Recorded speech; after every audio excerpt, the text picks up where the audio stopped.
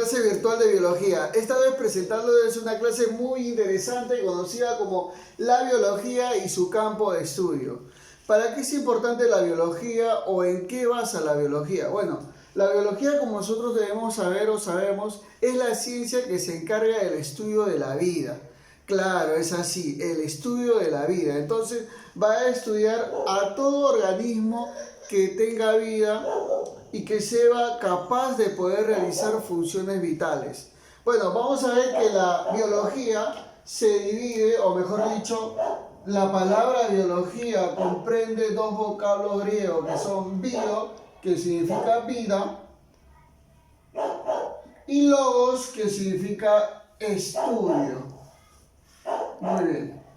Bueno, profe, o sea, ¿eso quiere decir que biología es el estudio de la vida? Por supuesto, por eso. O sea, desde la misma palabrita ya lo comprende de esa manera. Bueno, esa palabrita fue acuñada más o menos aproximadamente en el año de 1804 por el científico Jean-Baptiste Lamarck. Entonces, tú me preguntarás, profesor, entonces, como él acuñó por primera vez la palabra biología, ¿quiere decir que él es el padre de la biología? No. El padre de la biología es otro filósofo anterior a él. Es más, anterior a nuestra era. Estamos hablando más o menos de aproximadamente unos 400 años antes de Cristo. ¿Quién? El gran Aristóteles, conocido como el padre de la biología, ya que fue el primero en estudiar la biología, clasificando a los animales y a los vegetales de esa manera. Entonces él dio los primeros conceptos acerca de los seres vivos. Es por eso que se le considera de esa manera. Muy bien, ¿por qué es importante la biología? Porque gracias a la biología se puede abrir un campo muy amplio del estudio de los ecosistemas, el estudio de los seres vivos, un campo de investigación en el cual podemos desarrollar vacunas para poder prevenir enfermedades. Podemos desarrollar investigaciones de nuevas teorías para poder manipular y poder conseguir nuevos medicamentos. Podemos mejorar la agricultura, etcétera, etcétera. Podemos mejorar la calidad de vida de una persona también. Podemos ver cómo se procrean los descendientes o tú de qué eres descendiente por la replicación del ADN, etcétera, etcétera. Entonces, nosotros podemos lograr muchas cosas gracias a la biología. Pero si hablamos de la propia biología, la biología comprende un campo muy amplio. Es por eso que la biología tiene que dividirse en ramas para que sea propiamente explicada. Bueno, primera rama, estamos hablando de la botánica. Profe, ¿qué cosa es la botánica? La botánica es aquella que se encarga del estudio exclusivamente de las plantas. Pero todas las plantas también tienen comportamientos y características diferentes. Es por eso que las vamos a clasificar en la botánica criptogámica y fanerogámica. Profe, ¿cuál es la diferencia? La botánica criptogámica es aquella que se encarga del estudio de las plantas que no poseen flores ni semillas, como el caso, por ejemplo, de los helechos y los musgos. La botánica fanerogámica es aquella que se encarga del estudio de aquellas plantas que sí tienen flores y semillas. En este caso, por ejemplo, tenemos los diferentes tipos de plantas como la planta de la papa, la planta del pino, la planta del naranjo, etcétera, etcétera. O sea, los diferentes tipos de plantas que puedan existir. Bueno, esto de acá obviamente cumple un campo más amplio, pero del cual es muy necesario conocer. Muy bien. La zoología. La zoología se encarga del estudio de los animales. En este caso, también la zoología es una ciencia muy amplia, enorme. Entonces, para que uno sea zoólogo, tiene que ser muy bravo, ya que comprenden diferentes funciones de diferentes especies, las cuales tienen que estudiar. Como por ejemplo tenemos la ornitología. La ornitología se encarga del estudio de las aves, propiamente dicho, como el caso de los pajaritos, las palomas, las gallinas, los patos, etcétera, etcétera. La entomología, que se encarga del estudio de los insectos, como el caso por ejemplo de las hormigas, los escarabajos.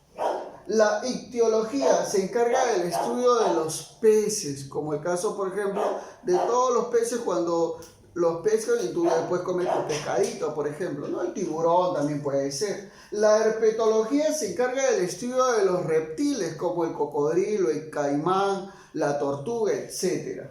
La malacología se encarga del estudio de los moluscos, como el caso, por ejemplo, del pulpo, como el caso, por ejemplo, del caracol, etc. La carcinología se encarga del estudio de los crustáceos, como por ejemplo el cangrejito, ¿no? Ese cangrejito que es bien rico en un cevichito.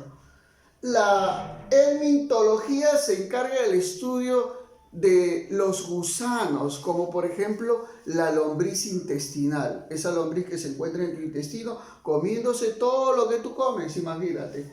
La mastozoología, que se encarga del estudio de los mamíferos, como tú y como yo, por ejemplo, los perros, los gatos, etcétera, etcétera.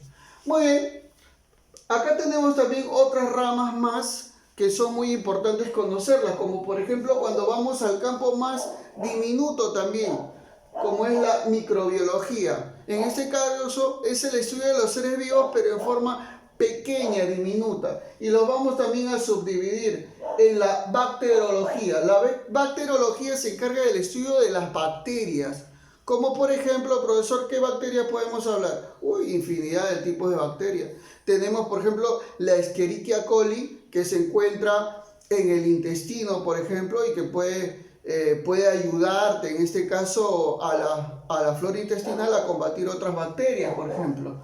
Entonces, puede ser eso. También podemos, por ejemplo, citar en este caso a lo que es el bacilo de Koch. El bacilo de Koch también es una bacteria que en este caso puede infectar a los pulmones, produciendo lo que se conoce como la tuberculosis. Tenemos la virología. La virología es la ciencia que estudia al virus, como por ejemplo el COVID-19, el que produce, ¿cuál? Ah, ya tú ya sabes, el coronavirus. También puede ser el VIH, el que produce el SIDA, por ejemplo. Tenemos la micología, es aquella ciencia que se encarga del estudio de los hongos. Claro, como por ejemplo el hongo que produce el pie de atleta, por supuesto.